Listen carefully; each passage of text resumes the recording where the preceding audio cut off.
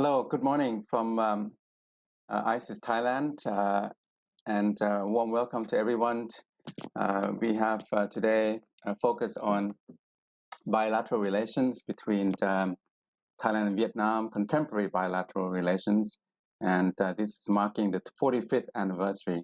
So we have a lineup of speakers, and we are co-organizing this with the Institute for Southeast Asian Studies and the Vietnam's Academy of Social Sciences. So it's really my pleasure to work with my colleagues in Vietnam again. The last time we did this was on the 40th anniversary 5 years ago. So on that note, you may have seen the flyer.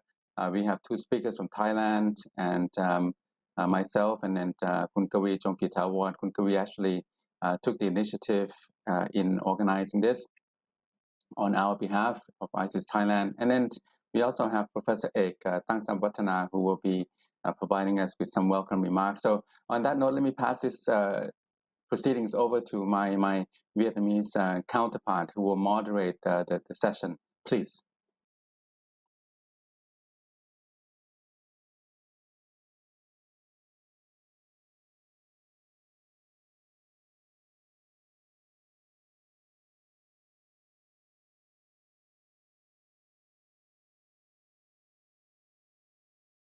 Tech team?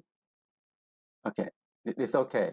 We have a little bit of a glitch, and we're working with Hanoi and Bangkok, triangulating. So in the meantime, I'll just ask our tech team to get in touch with our Vietnamese counterparts and tell them that I'm going to ask Professor Ek Tangsamwattana to kick off with welcome remarks. The tech team, please inform the moderator that once Professor Ek is finished with his welcome remarks, the moderator from the Vietnamese side will then take up the proceedings, please. Professor Ek Tangsamwattana is a Dean of the Faculty of Political Science at Chulalongkorn University. He oversees ISIS Thailand, and he is here to welcome everyone. Please, Professor Ek. Okay, thank you very much. Good morning to everyone.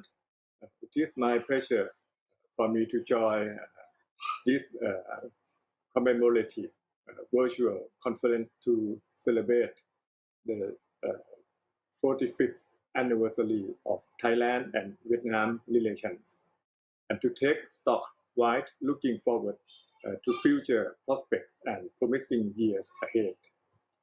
On behalf of ISIS Thailand, I would like first to thank Ambassador Dr. Pham Chi Than for providing opening remarks on the Vietnamese side, and also thanks to Vietnam Academy for Social Sciences and the Institute for Southeast Asia Studies for partnering with us today. From the Thai side, our two speakers are Kun Kavi Chongkitawon, who is a senior fellow with ISIS Thailand, and ISIS Director Dr. Thitinan Phongsuthilak. Kun Kavi kindly took the lead in co-organizing this webinar on a topic that really should attract a lot more attention. Not so long ago, Thailand and Vietnam were at opposite ends during the Cold War. The situation then was dominated by ideologies, conflicts, and violence. But over the past 3 decades, there has been a dramatic turnaround. Vietnam has opened up its economy for investment and production, while Thailand continued to expand economically. Rising up from nowhere, Vietnam is now Thailand's major trading partner, and bilateral trade has grown dramatically. There are many more ways for Thailand and Vietnam to work together to lift up mainland Southeast Asia. Both of our countries are riparian states of the Mekong region. This is a major space with more than 250 million population and as an $1 trillion combined GDP. We are all adversely affected by China's upstream dams and should find more ways to cooperate to protect and promote our national interests together. Thailand should also be more vocal in opposing China's claims in the Southeast Asia, South China Sea at Vietnam's expense. Closer to us, we need to promote more expertise on both sides. I am concerned that in Thailand we have few experts on Vietnam. In fact, for this seminar, we were hard pressed to find speakers to focus on Thailand and Vietnam relations. This is not right, and we need more young Thais to study the Vietnamese language and culture and to know more about Vietnam's foreign affairs, politics, and economic development. I don't know the situation in Vietnam, whether you have many Vietnamese who know a lot about Thailand and speak our language. But clearly, it is an area that we need to work together. I'm sure you will have much to discuss and learn from this from all sides. We also have a good audience tuning in our Facebook Live. Please accept my thanks again and let me turn the floor over our moderator. Thank you. From this, from all sides. We also have a good tuning in our Facebook Live.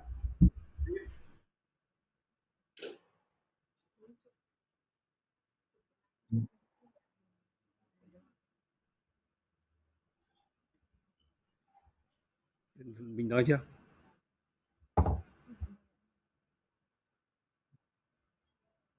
Yes. Dina Ketang Suvatana, Dr. Nguyen Hoang, ECS Vietnam, Dr. Titinan Pansudirak of ISIS Thailand, ambassadors, ladies and gentlemen. 45 years ago in Hanoi, the two foreign ministers signed a protocol to establish the diplomatic relations. It was a turning point in the history of bilateral relations between Thailand and Vietnam. Despite challenging years during 1980s, the bilateral relations took off in early 1990s. After Vietnam joined ASEAN in 1995, the bilateral relations have been further strengthened.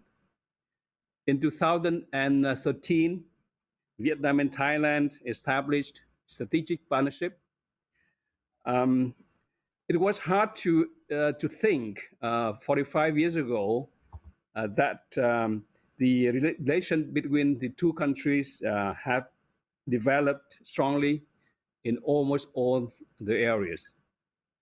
This anniversary is the right time for policymakers and scholars to look back to the history and think where we are now and how we should move together in the future, of course, with our friends in ASEAN and in the world. Having said that, I would like to congratulate the Faculty of Political Science of Chulalongkorn University, ISIS Thailand, ECS Vietnam for this great initiative. I also thank the organizers for inviting the Embassy of Vietnam in Thailand as a part of this very meaningful event today. With regard to the political relations, the two countries have upgraded to strengthened strategic partnership in 2019. Differences in domestic political systems are no longer a barrier for cultivating comprehensive cooperation. Two countries hold regular consultation and share common understanding on a large number of international and regional issues. and have no major conflict of interest. In addition, ASEAN membership plays a key role in ensuring connectivity and policy coordination between the two countries. The government have established strong cooperation mechanisms such as Joint Cabinet Retreat, Joint Commission on Bilateral Cooperation, Joint Trade Commission. We have now more than 50 signed agreements in different areas. Thailand continued to be a ninth largest foreign investor in Vietnam, out of more than 100 countries investing in Vietnam. Thai business companies have invested in almost all sectors of economy. Vietnam now is a fourth largest trading partner of Thailand in the world and the first partner in ASEAN. And Thai export to Vietnam contribute to 2.2% of Thailand's GDP, which is amazing. We are aiming to raise the two-way trade volume to $25 billion by 2025. Tourism was booming before the COVID-19 pandemic. We have also cooperated closely in other areas such as defense, security, labor, culture, education. Notably in the area of development and technical cooperation, Thailand is now assisting Vietnam in implementing SEP models in 2 provinces. 26 provinces and cities of both countries have signed MOU to set up a sister cities. More and more Thai are going to Vietnam, and Thai community be formed in Vietnam also, which is great. The Thai-Vietnamese community in Thailand has contributed significantly to the local development and the friendship of our country. The prospect of Thailand and Vietnam relation is bright and promising. Therefore, we should take stock of what kind of assets and opportunities for building cooperation in the future. On the other hand, many challenges may lie ahead. And I hope our discussion today will set the light also on what kind of challenges we are facing in the future, be it pandemic, the cost of economic recovery, the mindset of competition and protectionism, or global regional issues, competition between the big powers, security issues, or any major differences in interests. I very much value vision and view of academic scholars, researchers from 2 countries to the future of our bilateral relations. This would be very important policy inputs to the policymakers, diplomats of both countries. I think free discussion and policy brainstorming like this webinar should be somehow continue in the future. Having said that, I look forward to listening to and discussing with our respective speakers, panelists, participants. May I wish our meeting today a good synergy and great success. So I thank you, ladies and gentlemen.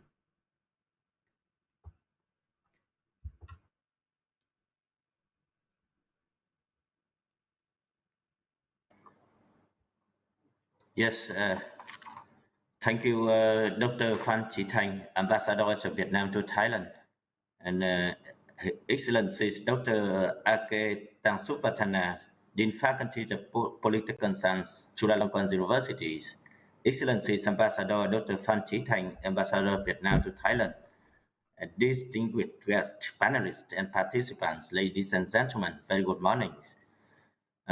We are Vietnam and Thailand and Vietnam enter the 46 years of cooperation relation between the 2 countries. And as every activities during the last 2 years, we are confronting and challenging with the COVID-19 pandemics, and we are celebrating the 45th anniversaries of relationship between the 2 countries in an usual way compared to before 1990s, but it's very usual compared with last 2 years because a lot of online webinars and online discussion happen. And today we are celebrating 45th anniversaries of Thailand and Vietnam relationships.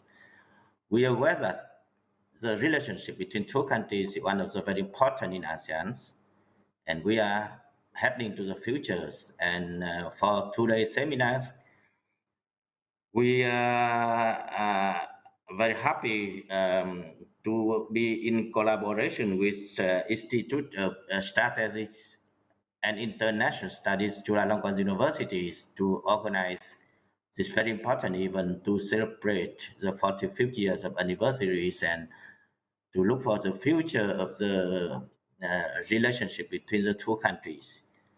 And we have today we have 4 very prominent panelists from both sides, 2 from ISIS of Chulalongkorn Universities and 2 from ISIS of Vietnam Academy of Social Sciences to discuss about looking the past of the relationship and heading to the futures that both countries try to build cooperation between Thailand and Vietnam for mutual development, to mutual benefit, and to contribute to development of ASEAN. And first, I would like to introduce and invite Dr. Kavi Chongkitavon to be the first panelist to present his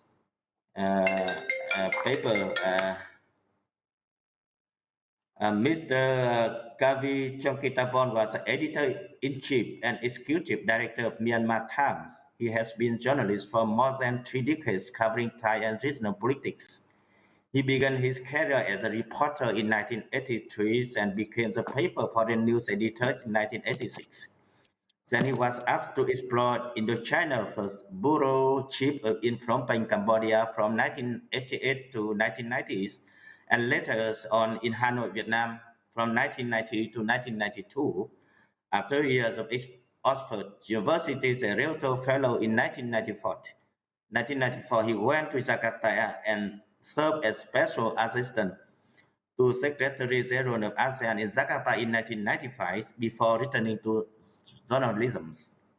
He was named the Human Rights Journalist of 1998 to commemorate the 50th anniversary of Universal Declaration of Human Rights by Amnesty International. From 1999 to 2000, he was president of Thai Journalists Association. From 2000 to 2001, he went to Harvard University and named Fellow. He served as member of jury, and from 2005 to 2008 as its chair of Guillermo Cano World Press Freedom Prize organized by UNESCO. He is also a senior fellow at Chulalongkorn University Institute of Security and International Studies. Mr. Kavi, you are given 15 minutes for the presentations. Please, you are welcome, Mr. Kavin Chongkitavon. Please. Thank you. Well, xin chào. Thank you very much, everybody. Thank you to ISIS for taking up this initiative, and thank you to the Institute of Southeast Asian Studies and also the embassies of Vietnam.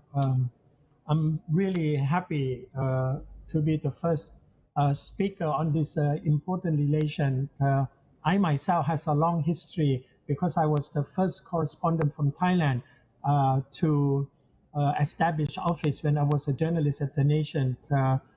Foreign Minister Nhan Kotak, was the one who gave me permission, said that you can set up office along with 4 other media outlets at the time when Vietnam started Dome policy. And now with that outcome, you have seen Vietnam moving forward, non-stoppable, I must say non-stoppable as such.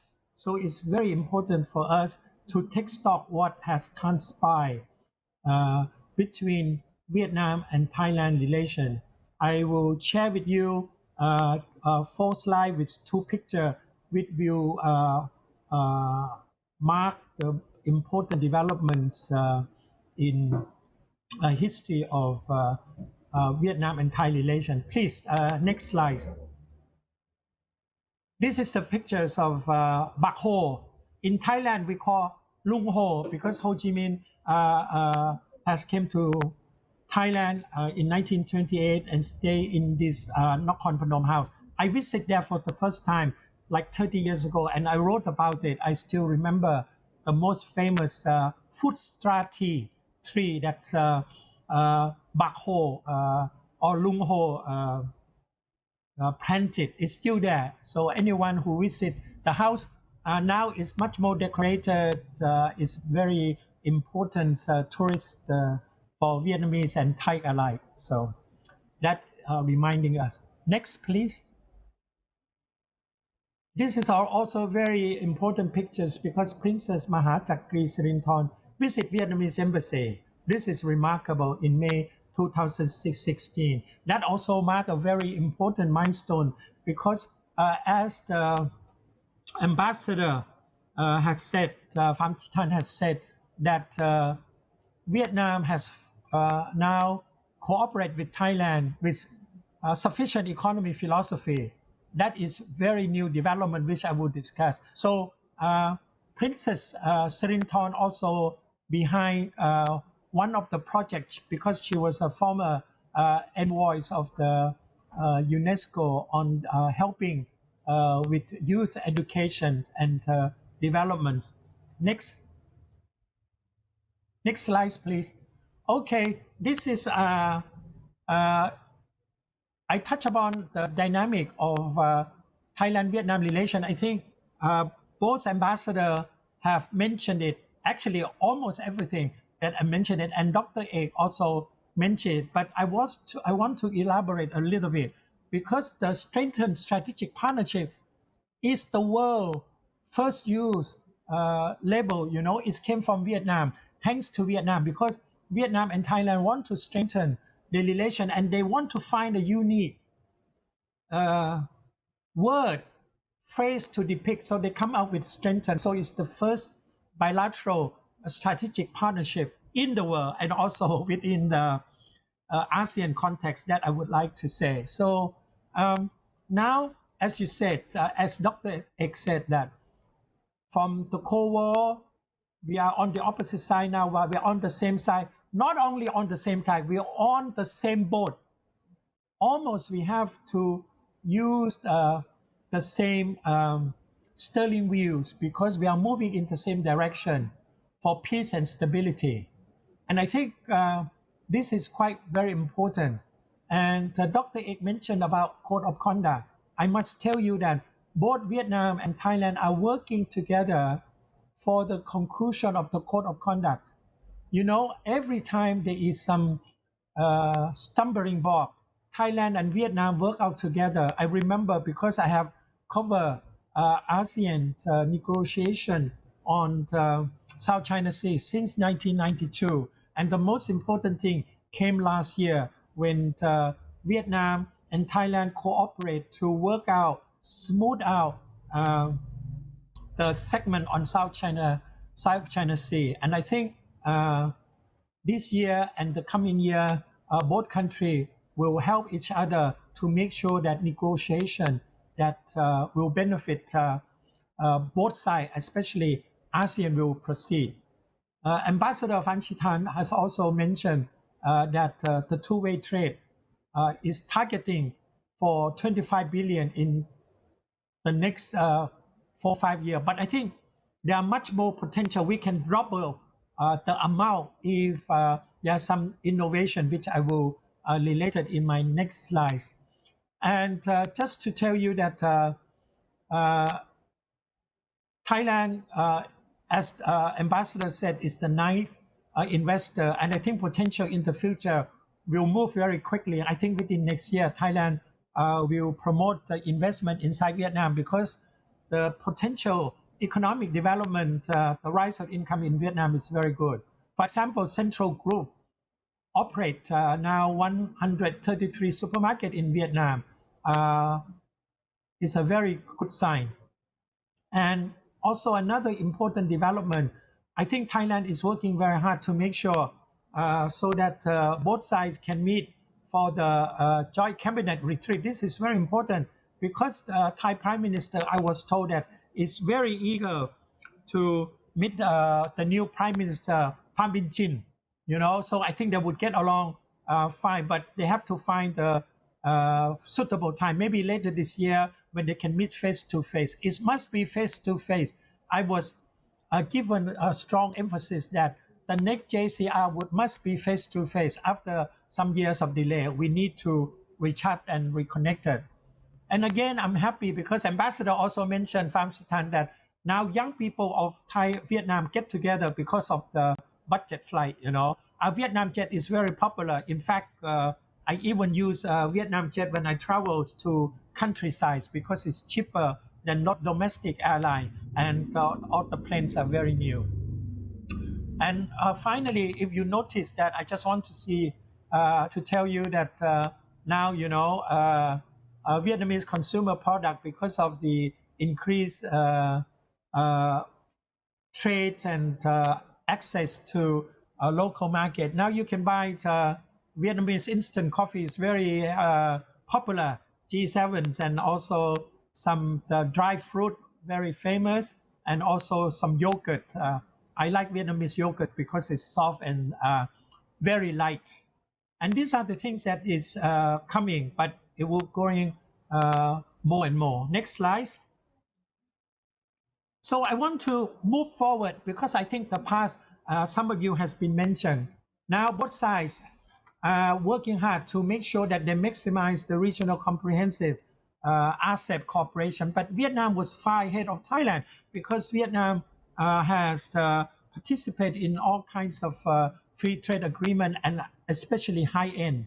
Thailand now is contemplating whether to apply for negotiation to be the CPTPP, and there's something for Vietnam to learn, especially how Vietnam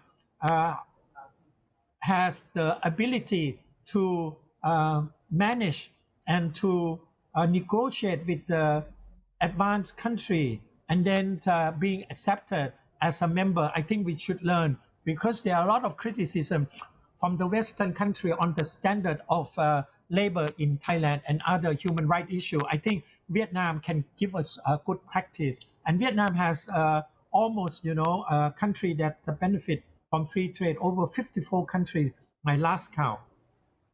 And my second point is that if this new area can be cooperated, at the recent 26th July, at the new National Assembly, your president mentioned very clearly that Vietnam, one of the 4 objectives is to become regional food hub. Thailand is very happy because both of us can help another to do smart farming and increasing cultural output in the post-pandemic world, because the world needs food and organic food and grain. And I think Nguyen Son Phuc has mentioned this. This is a very good, and I think Thailand has not yet absorbed this important agenda. And also Vietnam also is very interesting in biocircular green economy. So very good. Then us, Thailand and Myanmar will have new area for cooperation. This is one of the things that I fully support. And also strengthen regional value chain. A lot of time people didn't realize that Thai value chain depends on Vietnam very much, especially the land. Very good. The Thai, for example, still use land connectivity to export the fruit, even though land and sea were obstructed. So this is one good point. And I think growing connectivity between Thailand, Vietnam, and the region is very important. And one of the future area, a lot of people didn't know that Vietnam has the same capacity in vaccine production. Vietnam has vaccine production, and a lot of people didn't know. And I think Vietnam is very well known for scientific, and it's already has come out with the production of vaccines, the Soviet Sputnik, and also Thailand has AstraZeneca, so they can exchange. In the future, they can swap the vaccine and provide vaccine for member of ASEAN that is in needed.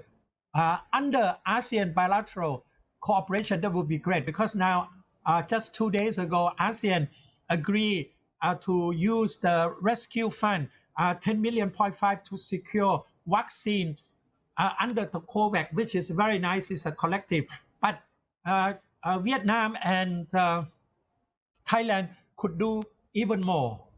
And also share best practice on model to promote tourism, especially green tourism. I think this is very important. It will be the future, and I think there's a lot to learn. And I think Thailand also has been very active in assisting capacity training on hospitality and service. Finally, this is what the point that Ambassador Pham Chi Thanh has mentioned, that 2 projects. One of this project is initiated by Srinthon. This is something new. I'm so happy to learn about this. And I think this is potential because a lot of people didn't realize that this kind of program are very useful. Next slides, please. So this is the future. This is my last slide because I think it's very important that with Thailand and Vietnam, they are the 2 driver main force in mainland Southeast Asia to obstruct and deny any hegemonic ambition. No matter which country, we too has the capacity.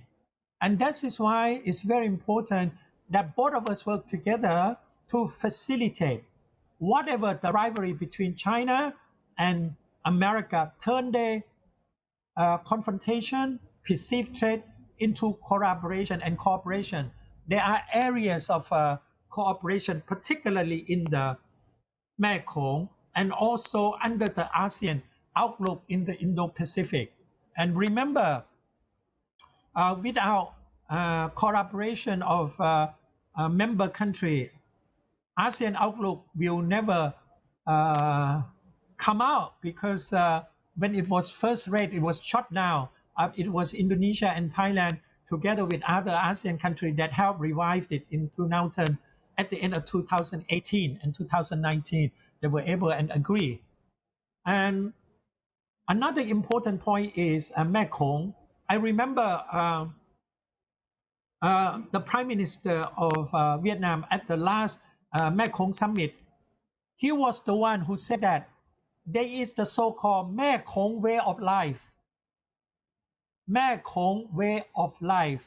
You know, this is very important because Yen Son Phuc has said that this Mekong way of life, I think we can work into the Mekong-centric identity and norms under the current situation. We have ACMED, Ayurvedi Chao Phraya Mekong Economic Cooperation Framework, and we can safeguard, make sure that the health of the Mekong River is good for all the riparian country, particularly the lower riparian country. And I'm glad that this is moving on. Vietnam will contribute funds to the ACMED. Thailand has already committed. Cambodia has already committed. Laos also thinking about it. So we can have a sense of belonging on this ACMED fund, which will be worth, I hope, in the future $500 million, so that we can come out with our own, be independent. Yes, dialogue, developing country, development partner can help, but we will stay as the centrality to governing program, make sure that there would not be overlapping and all that.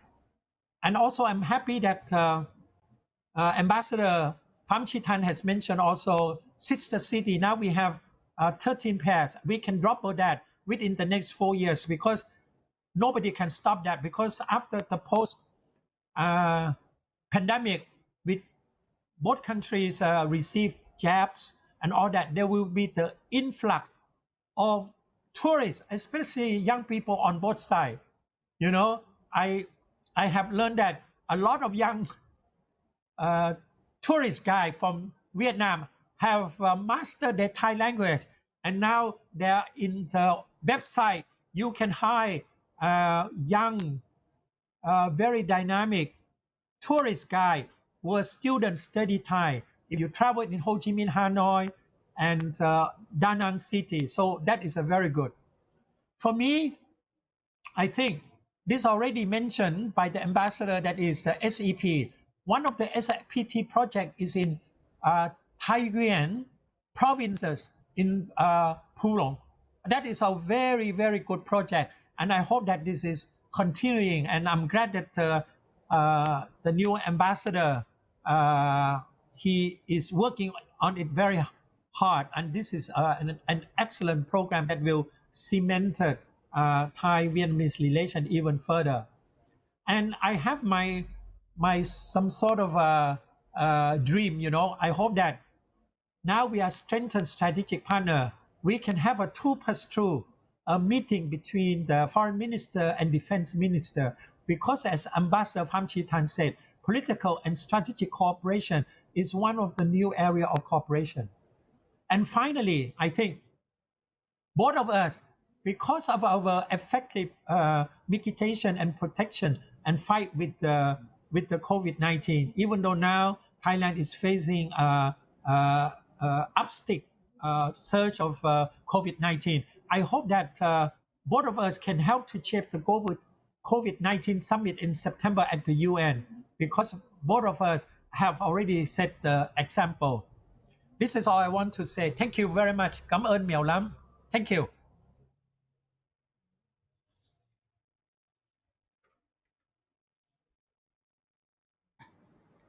Thank you, Mr. Gavin John Kitavon. You have very interesting presentation, very good presentation on the papers. You look back to the relationship between the two countries during the whole Bác Hồ. You mentioned about Bác Hồ and in some Vietnamese communities in Thailand, living in Thailand, and you also examine the relationship between the two countries in every aspect, especially on trade, investment, and discuss on area of cooperation and looking to futures. And I very most impressive to me is that you identify some identification between the two countries, Vietnam and Thailand, and the people exchange between Vietnam and Thailand.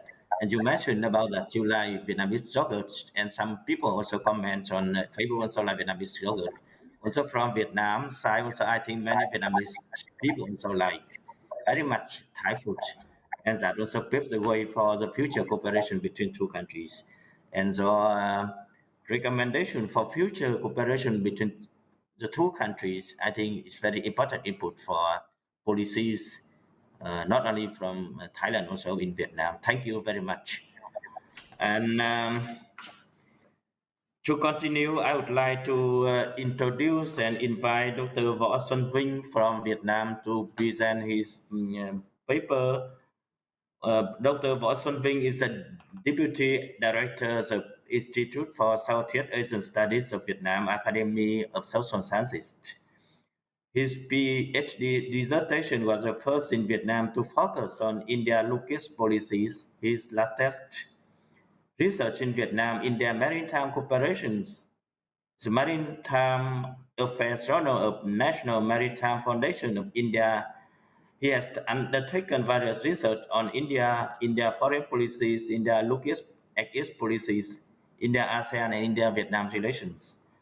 His other field of conducting research are political, securities, and international relations in Southeast Asia, East Asia, and South China Sea dispute, and politics in Thailand and Myanmar.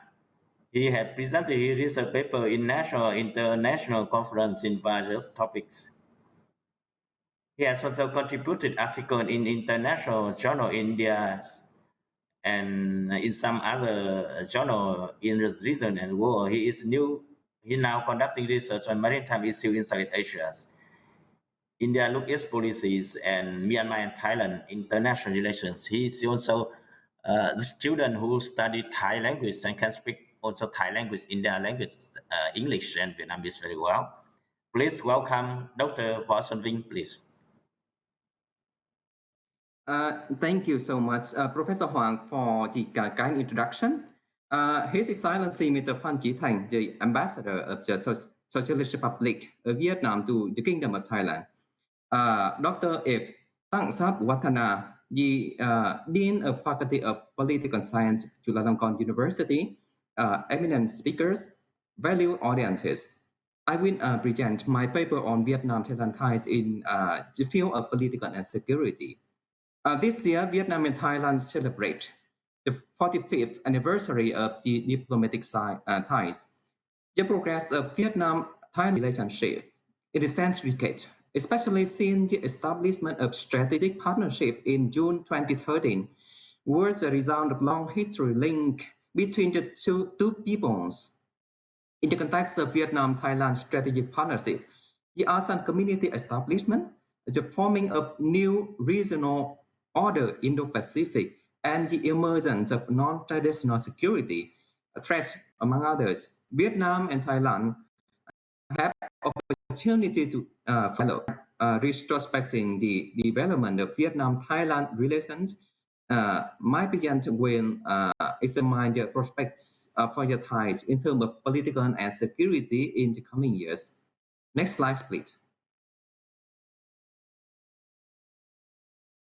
Here is the outline of my presentation. Next slide, please.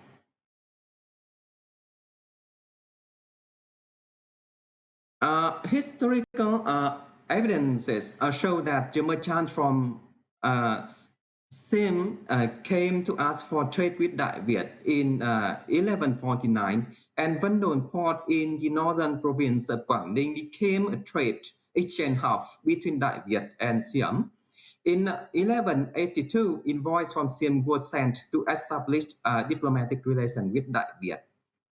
Again, in 15th century, under Ayutthaya, Siem also sent invoice to build formal diplomatic and trade links with Đại Việt, and in 18th, 19th century, trade between Vietnam and Thailand developed, and Siem became an important trading partner of Vietnam.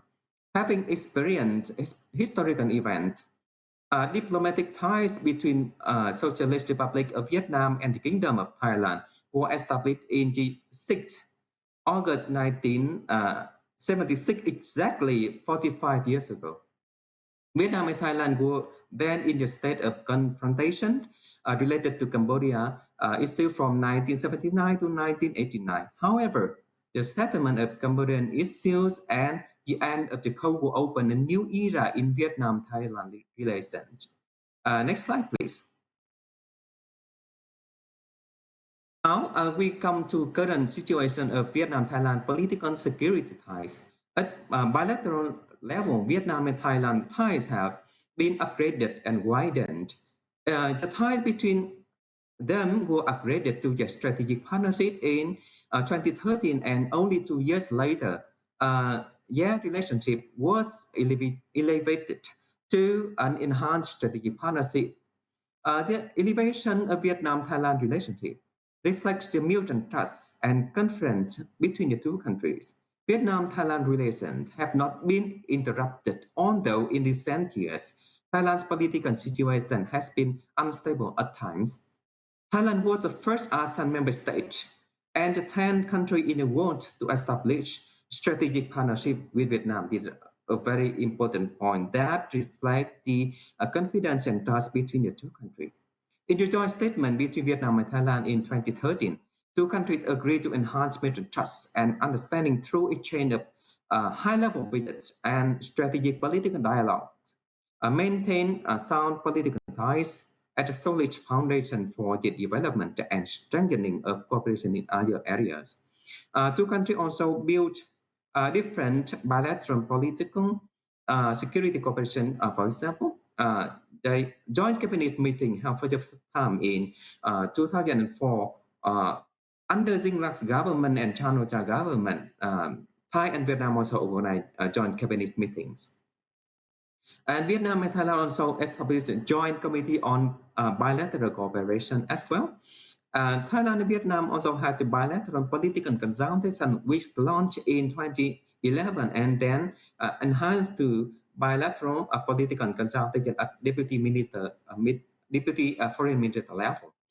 The joint working group on political security cooperation also built between the two countries, and as mentioned by Khun Kavi Chongkithawon, we also established a pair of sister city, and now we have 13 pairs of sister city between the two countries. Next slide, please. Two sides also share common views on regional and international issues, including the South China Sea dispute. In the joint statements released by Vietnam and Thailand in 2013, 2015, and 2017, respectively. Two countries share their concerns in the South China Sea, and in the joint statement of the joint cabinet between the two countries held in July 2013, they also mentioned to the content of the South China Sea dispute. In the joint statement released on the occasion of Vietnamese Prime Minister Nguyễn Xuân Phúc visit to Thailand in August 27, the two prime ministers reaffirmed the importance of maintaining peace, security, and stability, as well as the safety and freedom of navigation in and over flight above the South China Sea, which are in the interest of all countries within and outside the region. Both prime ministers also emphasized the need for all parties to ensure the full and effective implementation of the Declaration on the Conduct of Parties in the South China Sea, or DOC, in its entirety, to build, maintain, and enhance mutual trust and confidence, respect the principles of no use of force or the exercise of self-restraint, and to resolve their differences and disputes through peaceful means in accordance with international law, including the 1982 United Nations Convention on the Law of the Sea, or UNCLOS. The two prime ministers also reaffirmed their support for us and China's early conclusion of the Code of Conduct in the South China Sea, or COC. Next slide, please. Both countries also pledged to maintain ASEAN centrality in the region and the effective management of Mekong River, as mentioned by Khun Kavit Jongkithawon. The common views of Vietnam and Thailand in the regional issue is the important conversion of two countries and other countries as members of sub-region and regional mechanism to reach consensus over existing critical problems such as the effective management of Mekong River and ASEAN, among others. Regarding the Mekong sub-region, as two members of the Mekong River Commission, Thailand and Vietnam, in the joint statement in 2016, emphasized the importance of effective management of the Mekong River, as well as its sustainable use as an important venue towards a balanced approach between economic benefits and environment preservation, while ensuring the well-being of its peoples. In the spirit, this spirit had also promoted MRC to conduct consultation among other member countries for water management, for the sustainable development of Mekong River region, as well as suggesting ideas for future cooperation in the region as well. Next slide, please. In ASEAN, Vietnam and Thailand are proactive members in implementing the commitment of ASEAN Community. Again, the spirit of Vietnam-Thailand's common views regarding the South China Sea has importantly contributed to Thailand's shared voice in this common issue. The progress of ASEAN in this issue, like in last year, for example, in ASEAN's German statement of this 36th and 37th summit, they use the term "we" instead of "some" before when they mentioned of the South China Sea, and they also agreed to build a code of conduct in the South China Sea in conformity with the UNCLOS. This is the first time ASEAN mentioned of it. That partly reflected the good ties between Vietnam and Thailand in the framework of ASEAN. Next slide, please. Now we come to the prospect of Vietnam-Thailand relation. I totally share the idea made by Khun Kavit Jongkithawon. They are really great. From my personal viewpoint, I also have something to speak here. Being nurtured by deep-rooted history of ties and the notable achievements of strategic cooperation between the two countries. So we have more opportunity to further develop at bilateral level. Vietnam and Thailand gain political confidence and trust like never before. Thanks to the mutual trust, the two countries have cooperated in strategic fields, including the joint and guard exploration in the South China Sea as well. Since 2002, the PTTEP, a national petroleum exploration action company of Thailand, has invested and jointly operated with partners from Vietnam, UK, and US in two petroleum contract project in the offshore block in the exclusive economic zone of Vietnam in the South China Sea.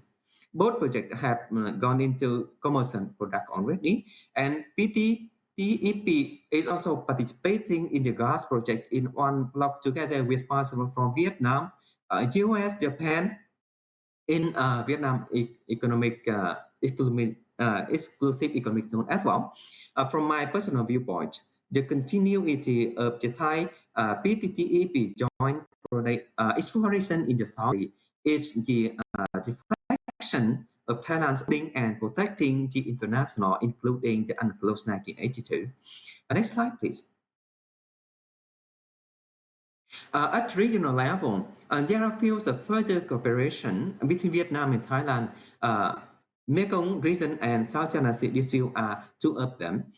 Regarding the Mekong region, I totally share the idea of Khun Chongphetavon on the Vietnam and Thailand can cooperate to promote U.S. engagement in the Mekong region. And from my side, I also suggest that Vietnam and Thailand could increase bilateral consultation to engage not only countries in Mekong region, but other development partners of the region, such as US, India, Japan, South Korea, Australia, and other European countries, etc.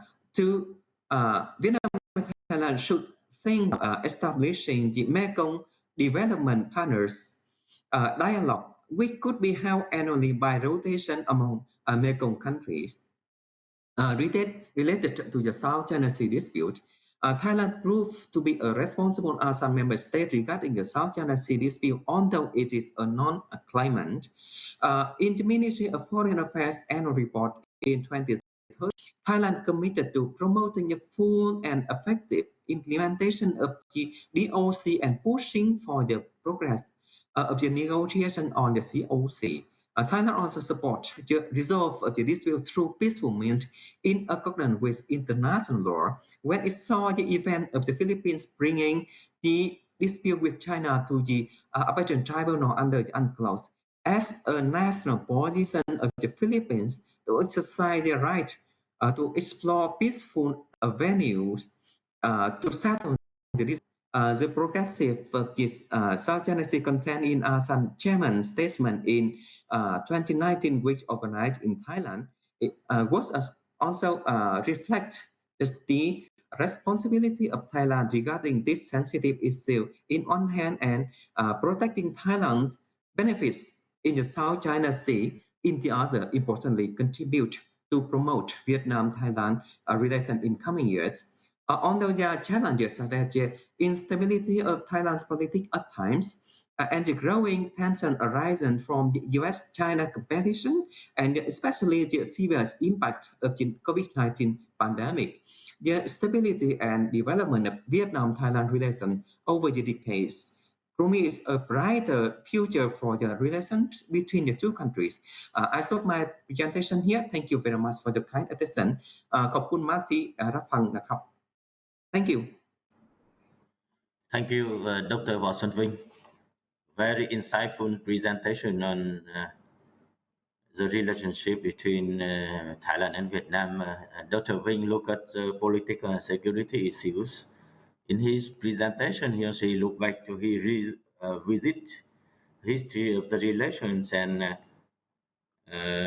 look at the existing cooperation relation between Thailand and Vietnam, mostly with political and security issues.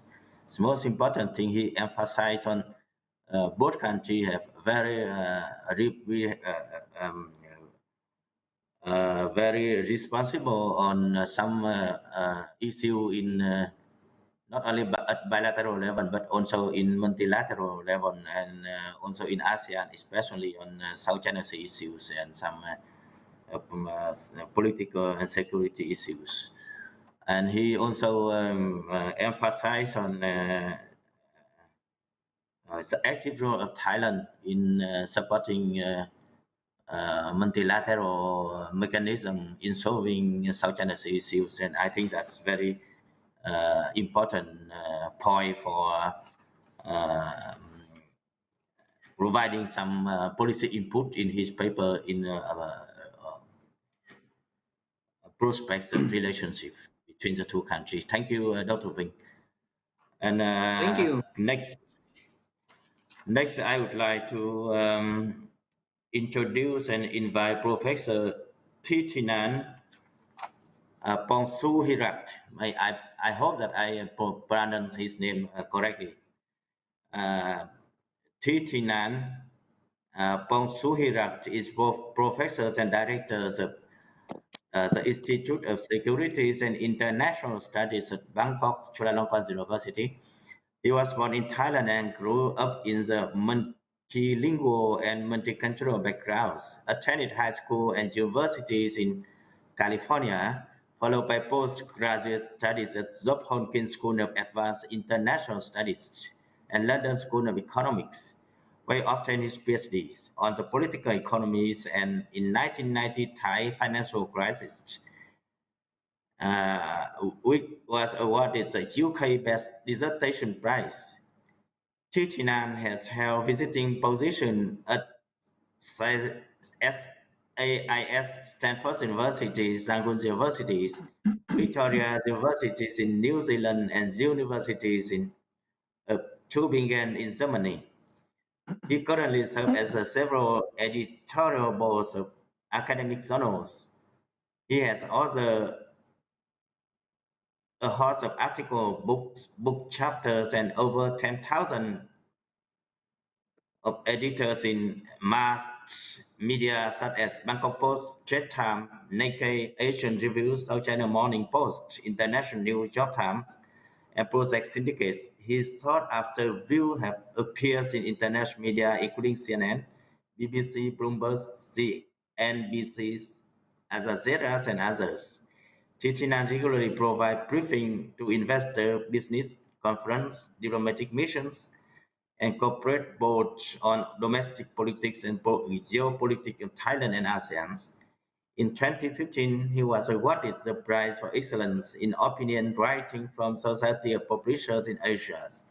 In March 2018, he was appointed ASEAN 50 Fellow by New Zealand Minister of Foreign Affairs and Trade. And in May 2019, he was selected as Australian ASEAN Fellow at Sydney Law Institute. Please welcome Professor Thitinan Pongsuhirat. Please. Thank you. Sawadee Krap. Thank you very much. And warm greetings from Bangkok. I think that I would like to focus on another kind of direction from the previous presentations. I have three main points I want to to convey. I think first, the environment we have now in 2021 is very different than the last time we held the 40th anniversary of bilateral relations between Thailand and Vietnam. So my preceding fellow panelists have recounted a lot of the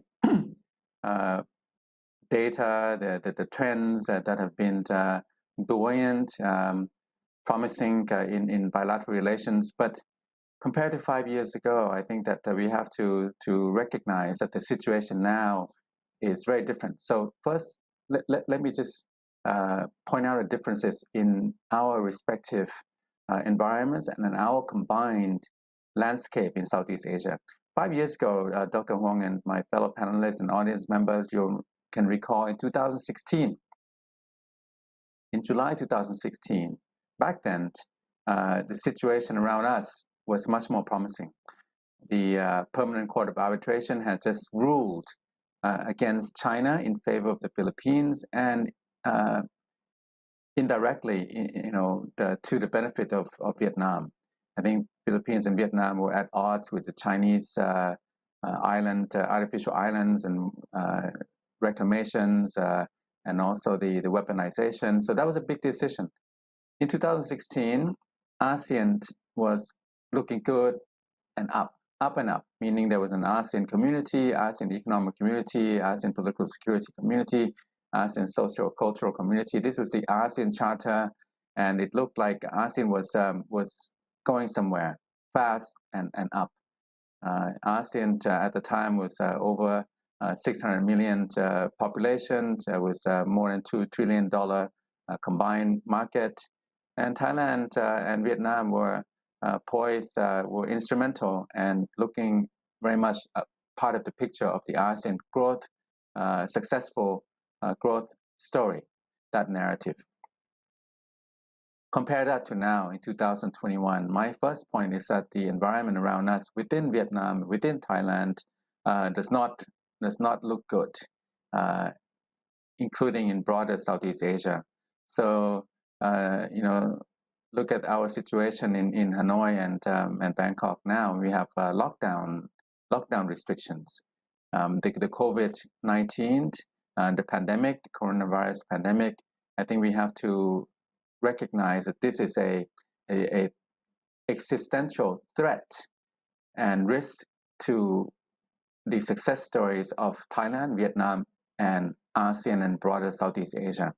This is not something we can just gloss over. It's not, it's a huge elephant in the room. I think this will be a minimum of a 5-year setback. This is only the second year, but compared to a year ago, it's much worse for us now in Southeast Asia, mainland Southeast Asia, Vietnam, Thailand. 1 year ago, stories were being written about our region, mainland Southeast Asia, how mainland Southeast Asian countries, CLMTV, Cambodia, Laos, Myanmar, Thailand, Vietnam, kind of escaped or were exempted from these viral outbreaks in Europe, in the US, and so on. The stories here was very good.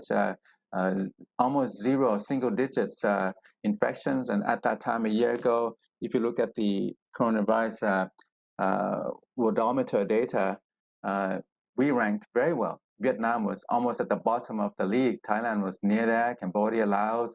Myanmar for a time was also very well placed down below, which meant very low infections. This time, we have uncontrolled runaway infection, including the Delta variant.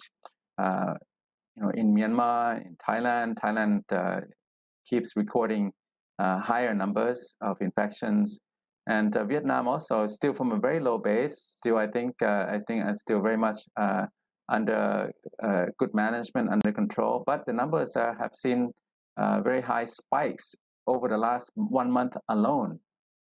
At the same time, the vaccinations have been short and not enough in between. I think within Vietnam and Thailand suffer the same challenge or same complacency, if I will. There was a kind of a complacency curse in Thailand because we did so well with virus containment that the Thai authorities did not have the urgency to go after vaccines. They did not place vaccine orders fast enough, and then they also did not join COVAX in the case of Thailand, or the other ASEAN countries joined COVAX. So the complacency in Thailand meant that not enough vaccines now. We short of vaccines while infections are going up, and there's no end to it. I don't know. Looks like this year can be written off as another kind of a COVID ravaged year for Thailand. And similarly, to a lesser extent in Vietnam, the COVID-19 pandemic is wreaking havoc for Vietnam's economy. The political situation, I think, is stable still, but I think that the political leaders and institutions will be tested by the pandemic, because when this happens, no one is happy. When people suffer and lives are being lost and people are getting sick and hospitalized and there are not enough vaccines to go around. So 1 year from last year, we have a very different situation. The COVID-19 is becoming a kind of an existential crisis for us in both countries respectively, but also in mainland Southeast Asia. It's no longer like 1 year ago when the story out of here. I recall one story the Economist was writing about.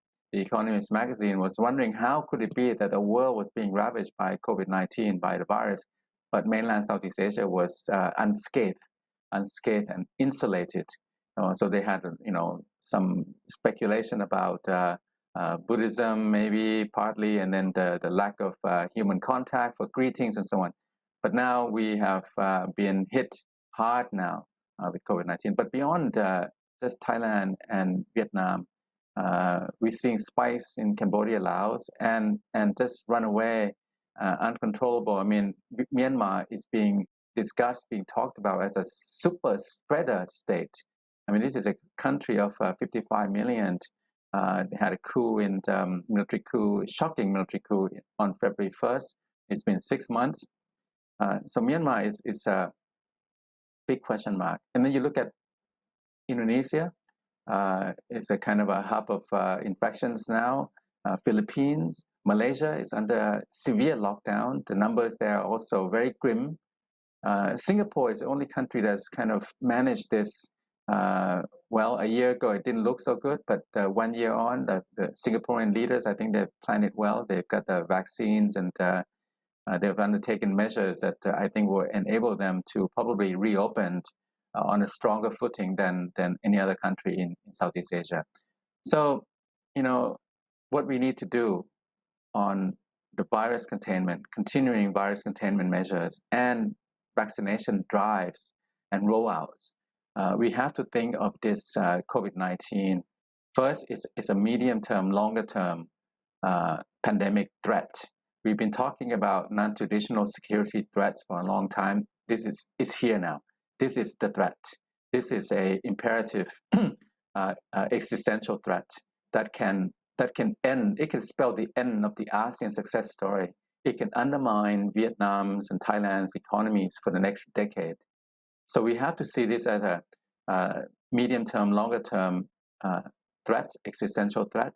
This could last about 5 years, I think. This is 2021. We might not get out of it until about 2023, 24, 25 with herd immunity, with sufficient vaccinations in our countries. So we have to treat this pandemic as a regional issue. We have to think of it and not just immediately, of course, it's a Thailand big crisis right now. We have to handle it internally and in Vietnam internally. But beyond the next 3 months, 6 months, mainland Southeast Asia has to be vaccinated together.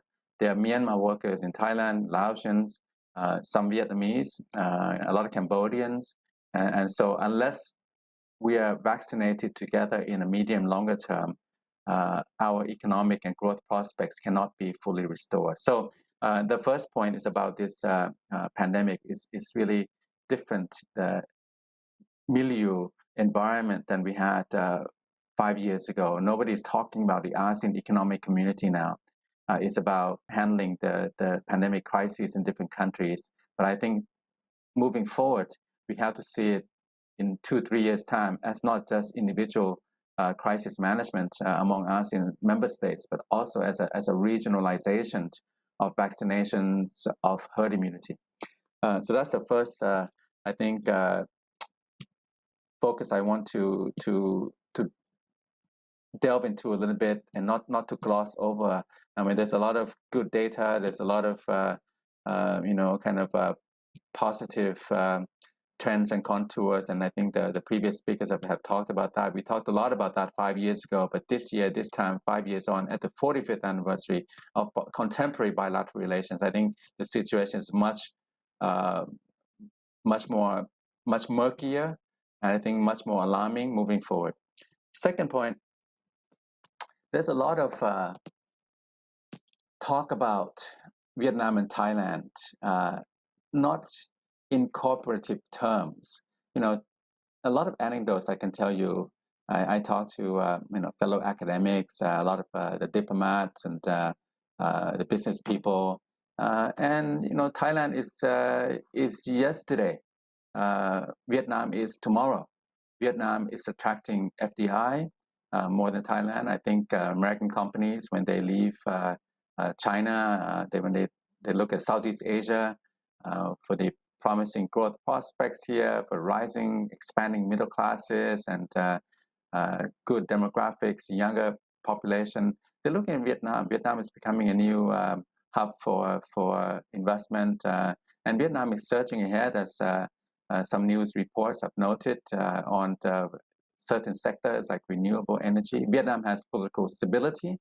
I think at the early this year, they had a big party congress and a new shuffle of a new leadership, and Vietnam has political stability, long-term planning, unlike Thailand. Vietnam is a close strategic partner of the United States. Thailand is an ally, but Vietnam, in fact, is acting more like an ally, and Thailand more like a strategic partner with the U.S. This is quite a turnaround. So you look at for example, the recent rounds of visits, Secretary of Defense Austin or Wendy Sherman, the Deputy Secretary of State, and I think the Vice President in the near future, they visit Vietnam, they don't visit Thailand. And so people have noted this to me that, hey, Vietnam is surging ahead, surpassing Thailand. So there's a lot of this kind of competitive elements now that beset the relationship, the bilateral relationship, that Vietnam is surging ahead, that Thailand is stuck at home, it cannot get its act together, it has an endless political crisis, more protests by young people now, and it doesn't have political stability, no economic planning long term.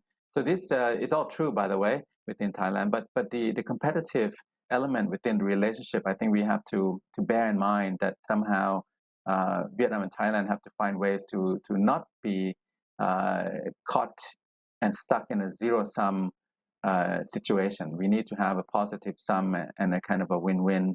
And a lot of the data that are positive point in that direction. I mean, there's a record Thai outward direct investment in Vietnam from the Central Group, I think it's been mentioned, but also the Thai Bev. So, the prospects for both countries, I think tourism was mentioned. So we have to emphasize those positive attributes and dynamics, the potential for growth together, Vietnam and Thailand, not through competition, but through more cooperation.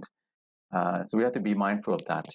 And my last coverage would be, we have had a lot of discussion already about the various areas, Vietnam and Thailand and ASEAN, the Greater Mekong sub-region, ACMEX, I want to mention, there are different cooperative vehicles.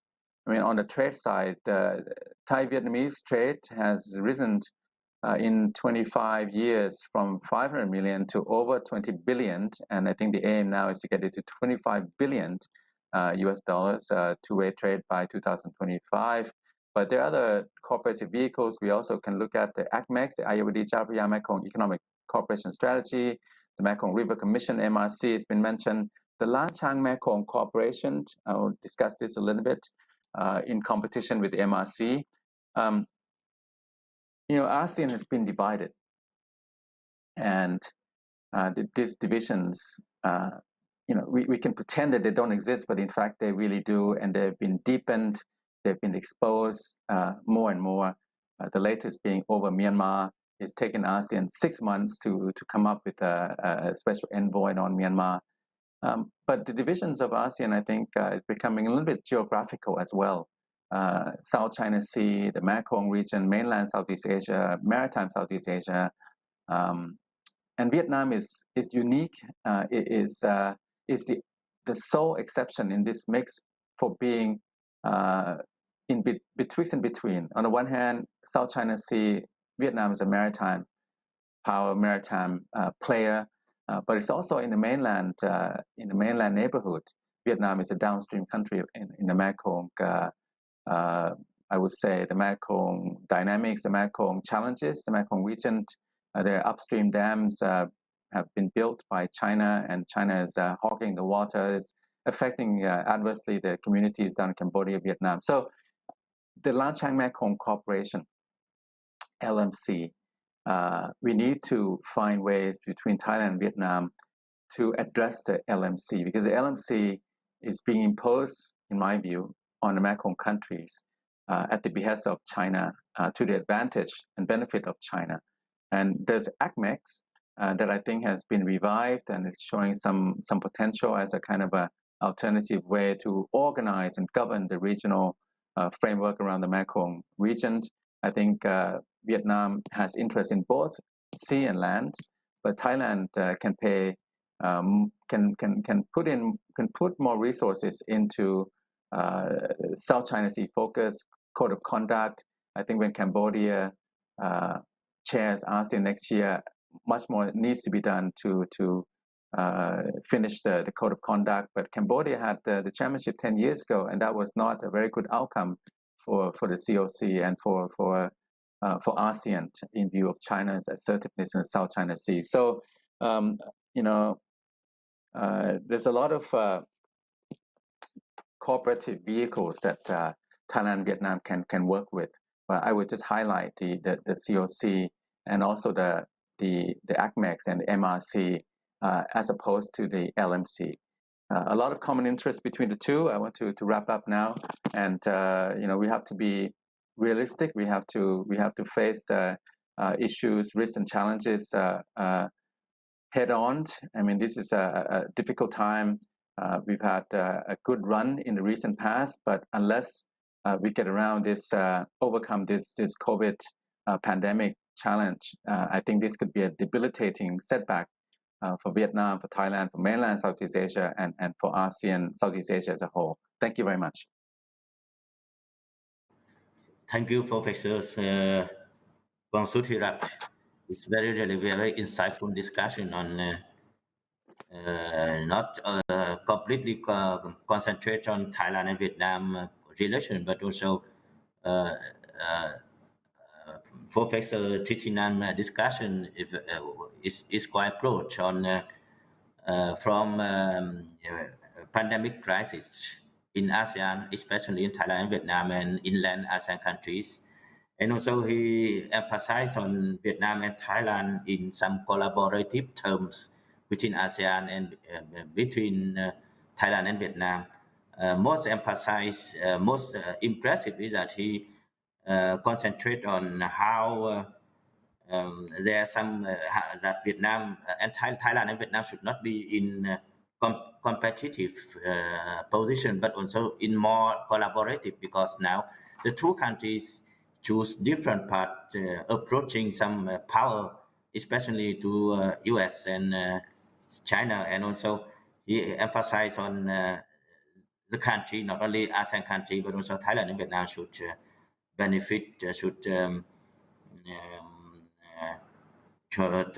earn some benefit from other power countries. And as a point, he emphasized that the ASEAN countries, especially Vietnam and Thailand, should play important role in finalize COC, because next year he mentioned about Cambodia to be the chair of the ASEAN in 2022, and he recall the 10 years ago when when Cambodia was chair of ASEAN in 2012, it was not so successful year of ASEAN, because ASEAN would not have a joint statement among ASEAN because concerning the South China Sea issues. And he also proposed some collaboration between Thailand and Vietnam in the future, that two countries should be the active role, not only in Mekong, in ACMES, in inland South Asia, but also in ASEAN to make ASEAN stronger and more united, and for the development not only Thailand and Vietnam, but also for ASEAN. Thank you, Professors Wangsudhirak. So last but not least, we would like to introduce and invite Dr. Lê Phương Hoa from Vietnam. Lê Phương Hoa is a researcher at the Institute for Southeast Asian Studies, Vietnam. She got a PhD PhD degrees to the research entitled Growth Triangle in ASEAN and Lesson Learned for Cambodia, Laos, Vietnam Development Triangle in 2013. Recently, she is conducting various research projects on various topics relating to ASEAN socio-economic issues and ASEAN networking. She has a lot of publication on vast field, focusing on research on South Asia and socio-economic development. As she also acts as consultant, Dr. Hua provided many services for state and civil society organizations in many projects related to research methodologies, research design, project formations, basic life surveys, planning, monitoring, and evaluation with some international organizations in Vietnam, especially UNDPs and IDPs and World Bank. She's also expert in some research on socio-economic development of Vietnam and South Asian countries.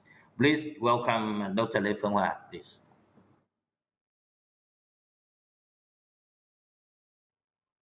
Yeah, thanks, Professor Huang, for your kind introduction. Good morning, ladies and gentlemen. I'm delighted to be here today to tell you about the economic relation between Thailand and Vietnam. And please show slides in the next slide, please. Next slide, please. My presentation is divided into 3 parts. First, I would like, back, please. I would like to quickly scan the background of economic relationship between Thailand and Vietnam. Secondly, my presentation mentioned about the result of economic cooperation. Finally, I would like to talk about the challenges and prospects of economic relationship between Vietnam and Thailand. As you see in the slide, in the scheme, Vietnam and Thailand established diplomatic relationship in 1976 by officially signed a document in Hanoi. This was the most important event of historical relationship of two countries. However, since 1991, the relationship began to get positive development, especially enhanced after Vietnam became ASEAN member in 1995. The relationship was upgraded to strategic partnership in 2013 in Vietnam, and Vietnam became the first strategic partner of Thailand among ASEAN. 1 year later, two countries signed action program to implement the Vietnam-Thailand strategic partnership for 2014 and 2018. The strategic partnership was enhanced to strengthen strategic partnership in 2019.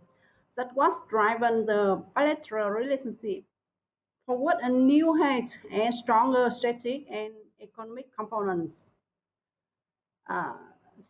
Next slide, please. Turn to the result of economic cooperation. I focus on only 3 areas among economic cooperation between Thailand and Vietnam.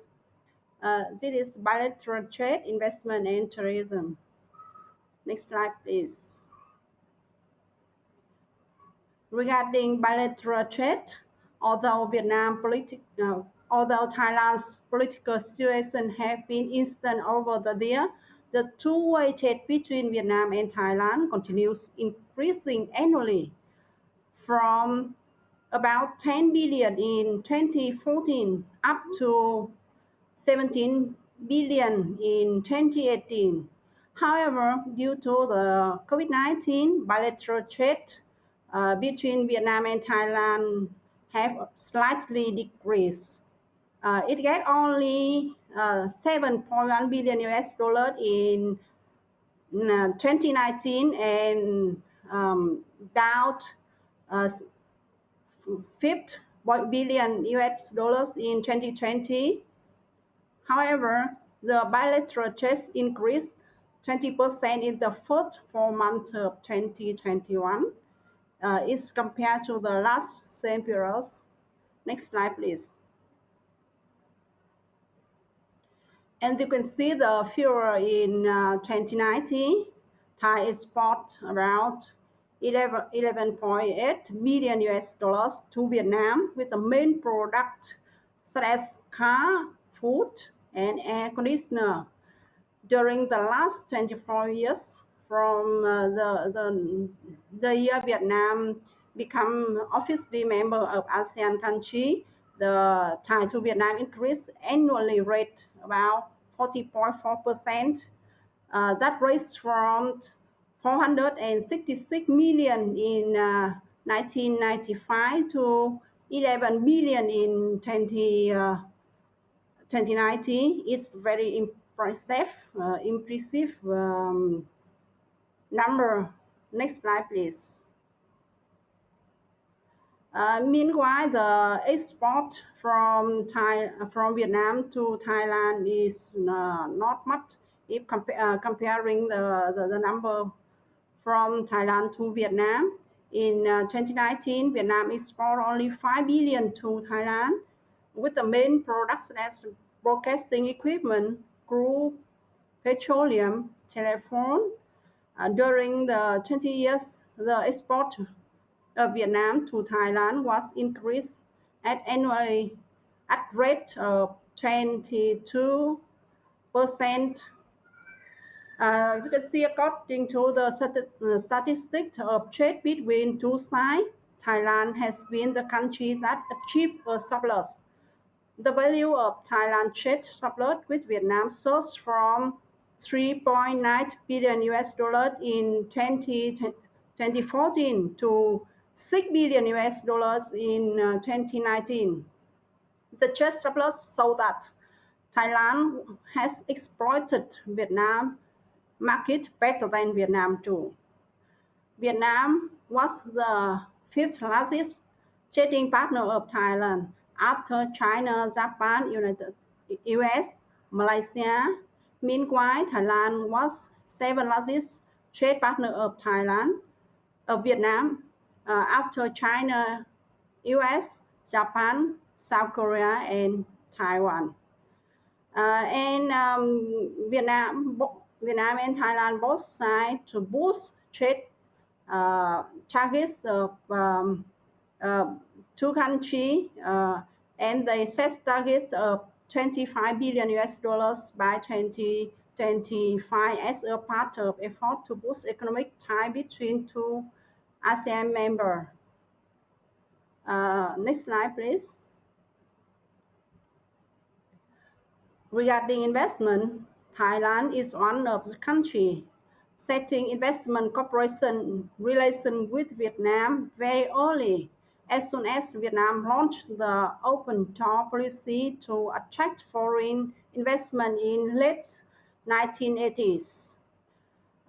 You can see in the screen, Thailand is on the top 10 of foreign investor in Vietnam. In 2020, Thailand's registered investment capital has continued upward by time. By the end of 2017, Thailand investors have invested 442 projects with 8 billion total invested capital, ranking 10th among the countries invested in Vietnam.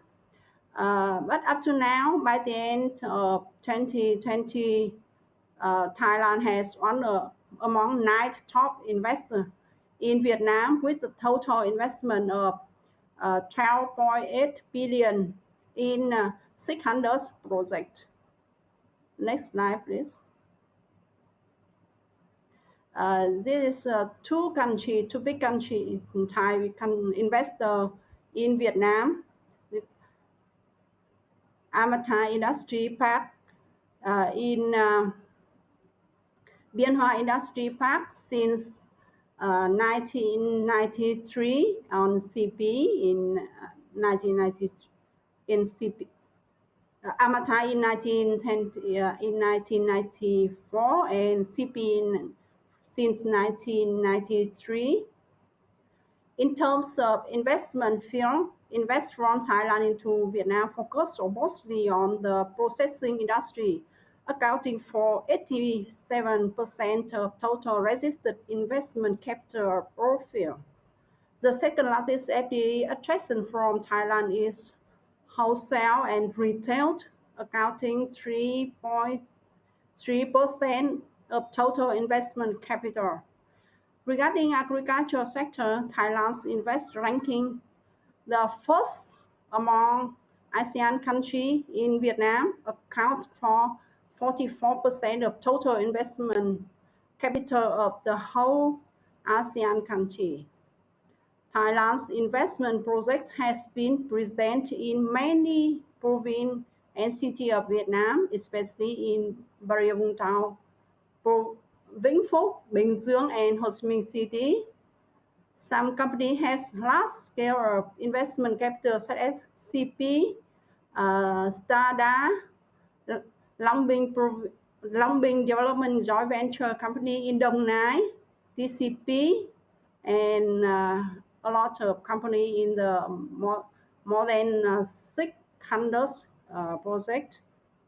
As for investment, Thailand's investment in Vietnam is mainly joint venture, followed by 100% of foreign capital and few projects in form of business cooperation contract. The Thai enterprise has good strategy to enter Vietnam market, consumer goods, and they have they annually held on a large scale in Hanoi, Ho Chi Minh City, and many other locations in Vietnam, a lot of events to show their product, and they are willing to invest in Vietnam. In particular, Thai enterprise have been built in a consumer industry system, including largest distribution system and company producing consumer not only in Vietnam, but through the region.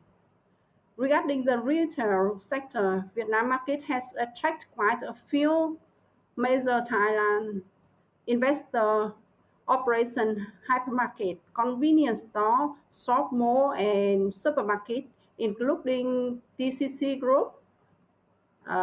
Next slide, please. Meanwhile, Vietnam investment in Thailand is very small. Vietnam has not yet built a strong system to support market development in Thailand. This is one of the reasons why Vietnam trade deficit with Thailand, and it will continue increase. It will be difficult for Vietnam to balance the trade balance with this market in the near future without changing the market approach. In recent years, Vietnam has made effort to connect and promote Vietnam goods to enter Thailand market. On June 2021, Vietnam Trade Office in Thailand have been conducted. It's a part of one of events under the Vietnam-Thailand Trade Program 2021 to support product promotion and help Vietnam business access the Thai market. Next slide, please. Regarding tourism, Vietnam and Thailand have rich tourism potential in terms of nature, history, and culture. Both countries has become attractive destination for domestic and foreign tourists. Currently, tourism has played an important role in economic development and cultural preservation of both countries. In the context of the international economic integration, especially since the establishment of the Asean Community in 2015, Vietnam and Thailand has made many new strides in tourism development cooperation. Thailand is one of the successful countries in tourism development in the region. through the Tourism Corporation, Vietnam has learned many lessons from Thailand's development tourism industry. Tourism on the March 1994, the General Department of Tourism of two countries has signed a tourism cooperation agreement, making an important milestone in tourism cooperation between two countries. Since then, many tourism cooperation program has been signed and implemented wide and deeply. Tourism cooperation between Vietnam and Thailand is recently have been focused on bilateral and multilateral framework with many advantages such as bilateral visa exemption, close geographic location, convenient flight route. Vietnam and Thailand are more each other leading market group in ASEAN. Thailand is one of the favorite destinations of Vietnam tourism. Meanwhile, the number of Thai tourism to Vietnam ranked 10th in terms of foreign tourism to Vietnam and the fourth among the ASEAN countries. Regarding the number of tourism between the two countries, by the end of 2018, there were over 3,000 Thai tourism to Vietnam.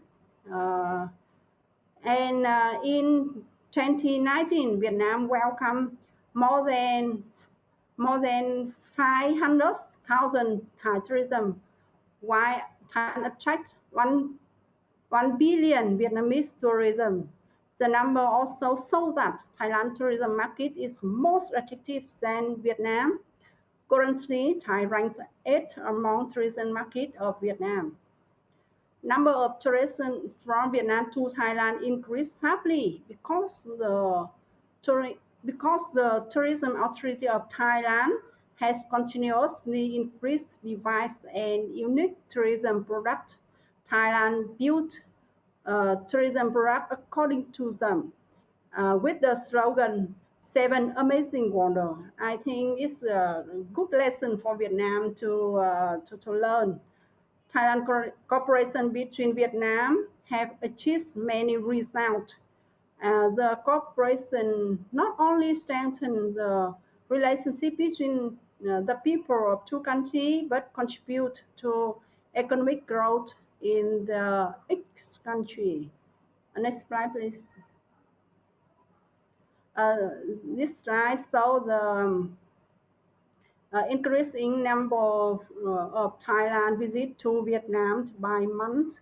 You can see during the time of 2018 and 2019, Vietnam attract quite a lot of Thai visitors to Vietnam. Yeah, next please. About challenges for the near future, the relationship between Vietnam and Thailand over the years have achieved positive results in all fields, especially economic cooperation. The achievement between two countries has based on the need, the very clear role of mutual benefit.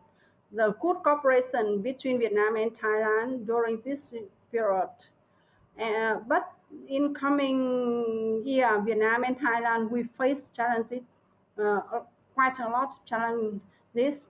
It focuses on some main points. First of all is COVID pandemic is taking place very complicatedly around the world. And Vietnam and Thailand is also heavily affected. That is Dr. Titana is mentioned about it. For the country, COVID-19 has profoundly affected economic and social life. The impact of COVID-19 have been proven by many studies and as well as statistics such as the decline of production and the demand, and it can cause the disruption of the consumer production chain. For the bilateral economic relations, the COVID-19 has seriously impacted on cooperation in the field of travel and tourism, as well reducing the demand in import of two countries. About the disadvantage factors such as the increasing protectionism and trade tension between US and China, or decline of world market demand that has effect on activity of production and export of Vietnam and Thailand. And we can see the factor from China. China is the largest trading partner of many Southeast Asia economy, including Vietnam and Thailand. The impacts can redirect investment and trade of two countries in several fields. I think it's both bring disadvantage and the deficit in the advantage in the attract FDI from Vietnam and Thailand. Pandemic as well as digital have brought about many changes in ways of transaction, investment, and even consumption habit of government and people. Both public and private sector need more effort in order to adapt for the new consumer needs and behavior. And two countries share the common issues such as climate change, water management of Mekong River. I think this same Dr. Tihana is mentioned, which has been profoundly affecting on each country. And inside the country, we have to face many inside difficulties such as mid-income trap, digital divide, low labor productivity, aging population, or inequality in income distribution. In general, I think there's many problems raised in the new context. It can be seen that problem of bilateral economic relation between two countries comes from outside, not from two countries. The relationship between two countries in the next depend on the situation happen in the region and the world, such as political instability, border and territory dispute, competition for power and economic of big country, trade war, and especially the COVID-19 pandemic. Both countries realize that they are stronger together. And today, bilateral trade are moving forward a new plateau and with stronger strategies. Next, please. And we have go forward. In spite of COVID-19, the political and diplomatic relationship between Vietnam and Thailand have been not only remained but developed. In recent years, September 2020, the foreign minister of two countries held an online talk conference to discuss the bilateral cooperation, including cooperation in fighting against COVID-19, as well as many international and regional issues of mutual interest. Both countries committed to continue create favor conditional for each investor, expert, worker, maintain and promoting the effectiveness of existing cooperation mechanism, promoting to start the action program on enhanced strategic partnership between Vietnam and Thailand in the period 2021 and 2025. Two countries now organizing a lot of events to celebrate the 45th anniversary of the bilateral relation. And both Vietnam and Thailand understand the important role of cooperation to develop. If we don't cooperate, we will lose our development operation and fall behind. We together need to cooperate more close and prevent current difficulties and boost our relation to achieve common interests in all fields, not only in economic. Yes, thank you. Thank you for the kind attention. Thank you, Dr. Hoa. Constant focus analysis on trade, investment, and tourism cooperation, and also she already got some impacts of COVID-19 and proposed some recommendation for collaboration between the two countries in future. Thank you very much. Now, ladies and gentlemen, we have listened to all four presentations from two from Thailand and two from Vietnam. That's the presentation also concentrate mostly on how to promote to revisit the relationship cooperation between the two countries and looking to the futures of the cooperation and how to promote the cooperation relation between Thailand and Vietnam. Now we open for the floor for discussion, and to now we have received some question, about 4 or 5 questions, but without any indications that which question goes to any speakers. But I would raise a question that first speaker would respond to the question. First question is that what is the biggest concern right now in Thailand-Vietnam relations? And second question is what measures should Vietnam and Thailand take to promote further development of bilateral relations? And third question is how do all stakeholders support for Vietnamese and Thai language learning and teachings? And fourth question is what research projects will carry out between Thailand and Vietnam to tackle problems in post-COVID era? And another question is that given the fact that both Vietnam and Thailand have relatively high similarities in products with comparative advantage products as competitors in international market, how do two sides could mitigate the unexpected impacts on the trade of each side as well as their bilateral trade development? How do two sides could efficiently collaborate in global value chains?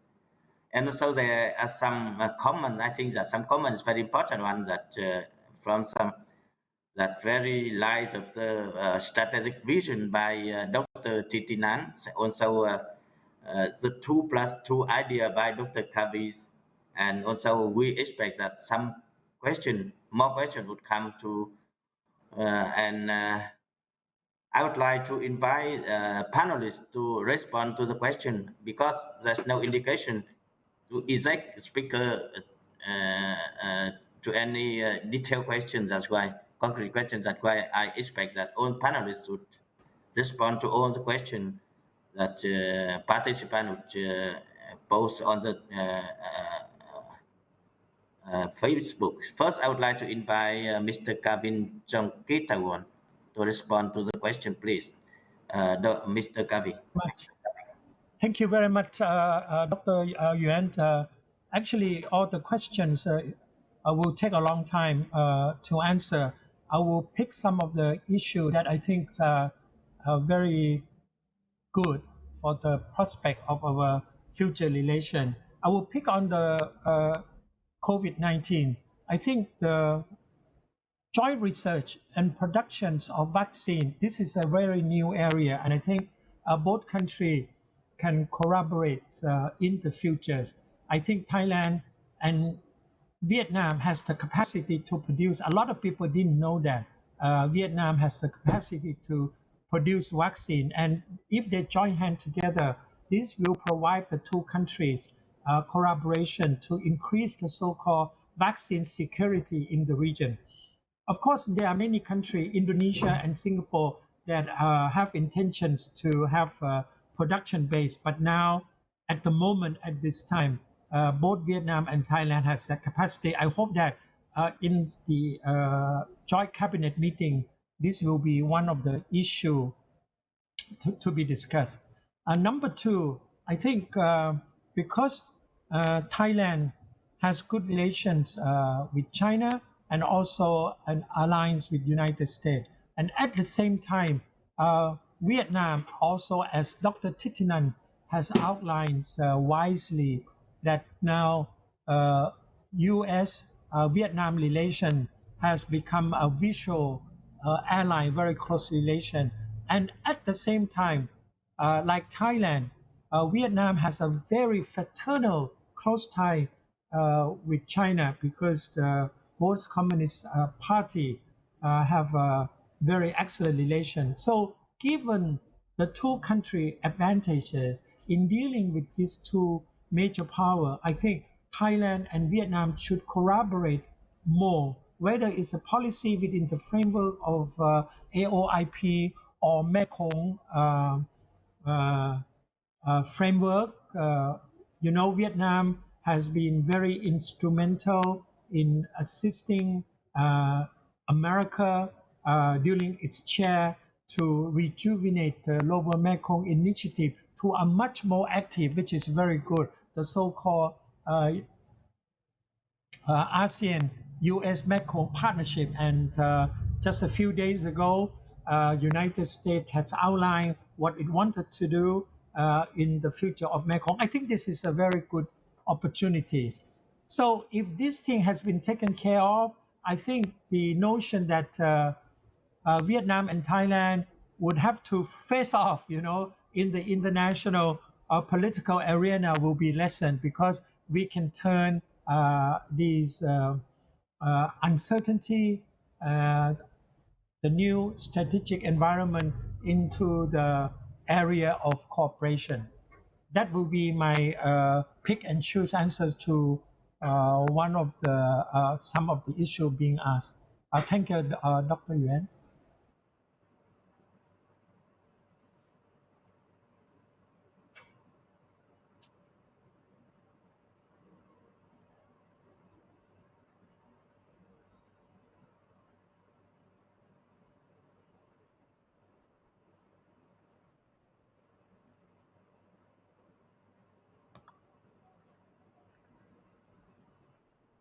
Hello, hi.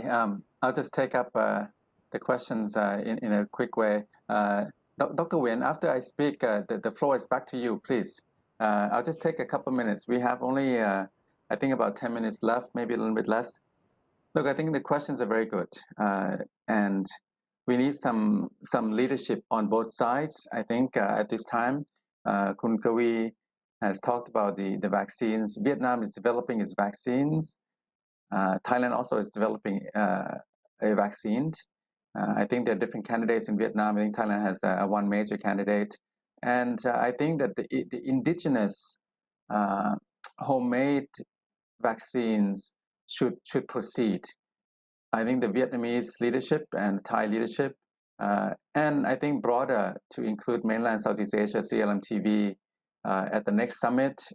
Beyond that, even the ASEAN summit, the leaders should come up with a date, targeted date for reaching herd immunity together. So at this time, if you look at the international data from the various COVID worldometer, world in data, the herd immunity, I think one study done by the Economies Intelligence Unit, herd immunity will be reached, I think, prospectively, according to some studies by Thailand, maybe middle next year, and slower for Myanmar, Cambodia, Laos, I think for Vietnam also next year. So I think we can come up with a date, to aim together for mainland Southeast Asia, for ASEAN, about when we can reach herd immunity, bearing in mind individual country needs, meaning that each country will have to grapple and overcome its own COVID situation first. So the outcome to avoid, what we don't want to do is to think about herd immunity just for Thailand, because herd immunity just for Thailand will not be effective and advisable if Cambodia, Laos, and Myanmar are not also being vaccinated and overcoming the pandemic, reaching herd immunity as well, because we rely on each other. We're so connected through labor, through the various markets, and then also Vietnam in this mix, and broader to the ASEAN other countries as well. So I think at the summit level, there should be a targeted coordination to reach herd immunity, to roll out the vaccines. And the vaccines from Vietnam and Thailand, I think they should proceed, because this rollout, this vaccination drives in different countries will go on for some time. It's 2021 all year, 2022 all year. If we're lucky, we can be looking at light at the end of the tunnel in 2023. So I think the indigenous vaccines also can benefit from the patent waiver on the mRNA vaccines. So the know-how, this is why it takes a long time to develop vaccines, but there are already vaccines out there. If the patents can be waived, this could be very helpful. The questions about trade and global value chains, the idea basically is to promote more cooperation and less competition between Vietnam and Thailand. It would be advisable for Thailand to join, to consider the option and the pros and cons of joining the CPTPP. CPTPP is a critical trade liberalization vehicle. Is a first-rate trade liberalization. I think Vietnam is in the CPTPP along with Malaysia, Brunei, and Singapore. But for Vietnam, Malaysia, and Thailand, this would lead to competitive drives, competitive dynamics. So I think for Thailand to join, this would be a good outcome. But it takes a lot of domestic issues involved, domestic vested interest.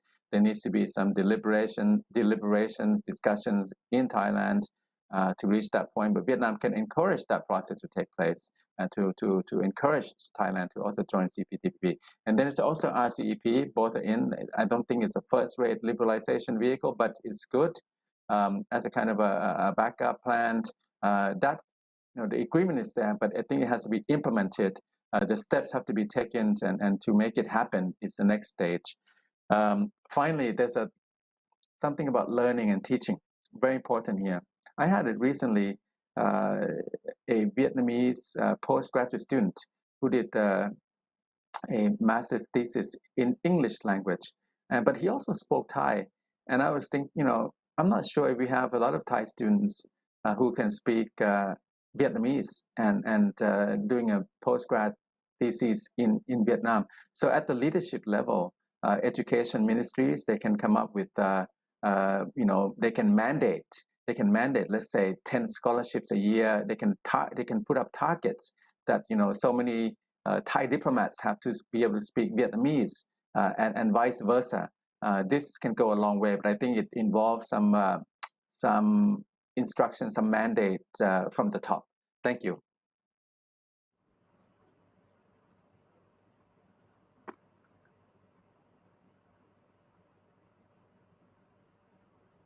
Thank you, Dr. Thitidan. How about Dr. Võ Xuân Vinh? And respond to... Yes, thank you. Thank you. I have, I think, 2 or 3 minutes to respond. The question regarding the language learning and teaching, I think that Dr. Thitidan also respond very perfectly on that. The Ministry of Education from both sides should, promote this, and I think that from more stakeholders care about this. I think that from the ambassador from Vietnamese ambassador to Thailand and vice versa could find more solution to have cooperation between the two countries in this field of cooperation. Regarding the project research raised by a PhD candidate from Czech Republic, I think that we do think much more on the cooperation, maybe from the ISIS of Thailand and the ISIS of Vietnam could have more joint project on this. Now move to the third question on the measure to further develop Thailand-Vietnam relation. I think that we should have, develop the relation between the two countries in bilaterally and regionally. Bilaterally, I think that we should focus comprehensive from the state, government, local. In local, we have the pairs of city as mentioned by Dr. Kun Kavi Chukethavorn. And people contact is also very important. In that, the entrepreneurs' role is very utmost important. I think that the trade, economic and investment connectivity between Thailand and Vietnam is very important. At regional, I think I came to the idea of Kun Kavi, that is the balance of power and deny the hegemonic ambition is very important. In that, in Vietnam and Thailand could focus on the Asean centrality building. In that Asean now is, I think that is very important factor in the evolving structure in Asia Pacific or Indo-Pacific. And upholding and protecting the international law is also very important. That could be applied in the South China Sea as well as in Mekong River as well. And now it's the last question come from the Saigon University when he mentioned about the biggest concern. I think the biggest priority happily that now between Vietnam and Thailand we don't have any problem in terms of political things, so then we can focus mostly on economic, that is about the trade and investment. And before doing that, I totally agree with the viewpoint from Kun Kavi and from Dr. Kittinan that we should focus on the cooperation in vaccine product produce. I think that is very important. So that is very shortly about my discussion. Thank you so much. Thank you, Dr. Vinh. And last, Dr. Lê Phương Hoa, do you have any response? Please make it short because time constraint.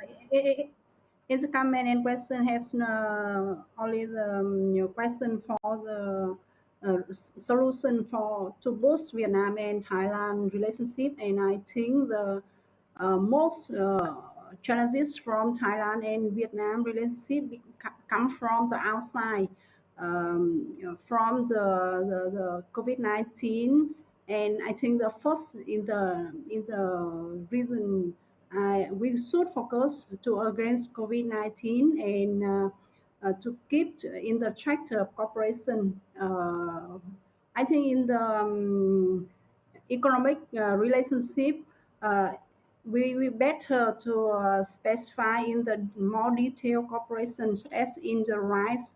We can establish the alliance for the rice, for the fruit, and I think it's better. It's my opinion. Shortly, thank you. Thank you, Dr. Hoa. We just have received. We just have received another question from I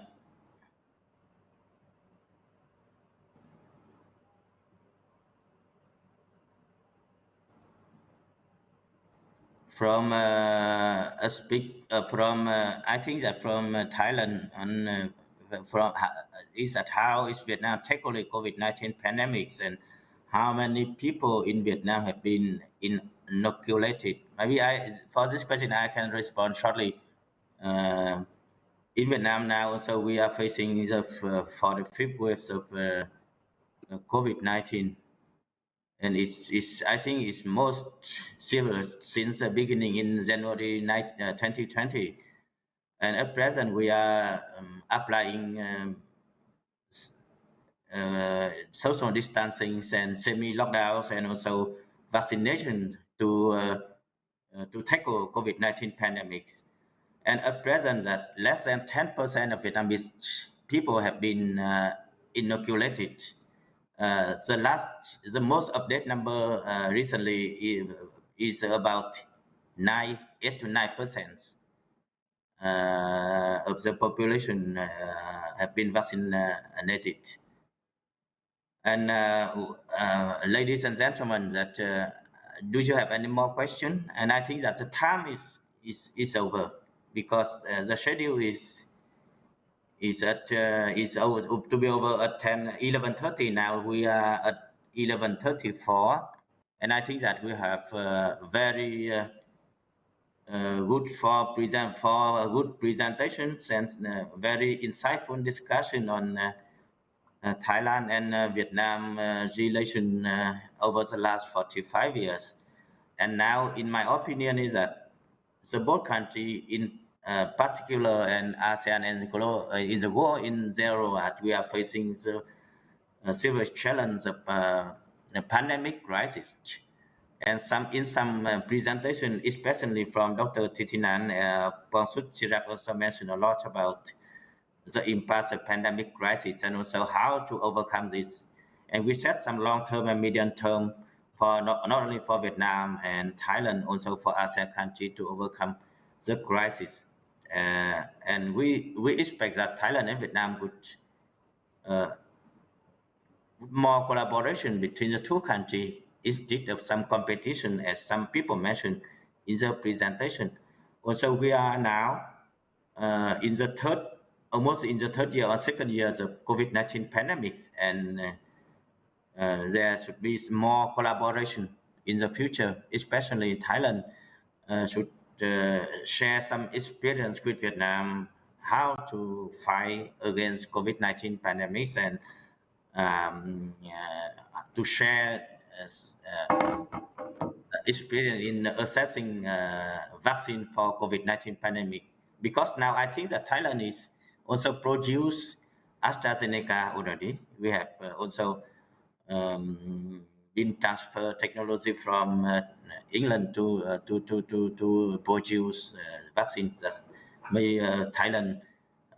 We expect Thailand to share that with Vietnam, not only Vietnam but other ASEAN country to help conquering pandemic crisis. I think that the time is over, and I would like to